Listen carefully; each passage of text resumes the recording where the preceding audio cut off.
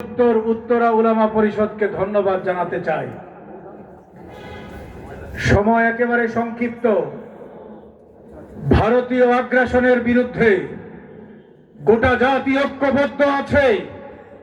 ভারতকে ব্যবহার করে কিংবা ভারত হাসিনাকে ব্যবহার করে গত 16 বছর যে নির্যাতনের স্টিম রোলার চালিয়েছিল, বাংলাদেশের অর্থ পাচার করেছে, বাংলাদেশের হাজার হাজার মানুষকে হত্যা করেছে, গুম করেছে, ফাঁসির কাস্টে ঝুলিয়ে হত্যা করেছে আলেমদেরকে, ইসলামী নেতৃবৃন্দকে।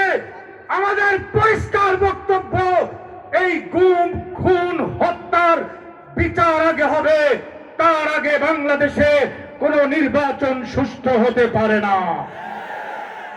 বাংলাদেশের পাচারকৃত সকল অর্থ ফিরিয়ে আনতে হবে, তার আগে কোন নির্বাচন হতে পারে না, হতে দেওয়া হবে না। হাসিনার বিচার হবে, হাসিনাকে ফাঁসির কাস্টে ঝুলাতে হবে, তারপরে নির্বাচন হবে। আমরা এক ফ্যাসিবাদ বিদায় করে এক দুর্নীতিবাজ চাঁদাবাজ সন্ত্রাসীকে বিদায় করে আরেক ফ্যাসিবাদ আনতে চাই না। আগামী দিনের বাংলাদেশ ইসলামের বাংলাদেশ। ঐক্যবদ্ধ আছে উলামায়ে কেরাম, ঐক্যবদ্ধ ইসলামী নেতৃত্ব।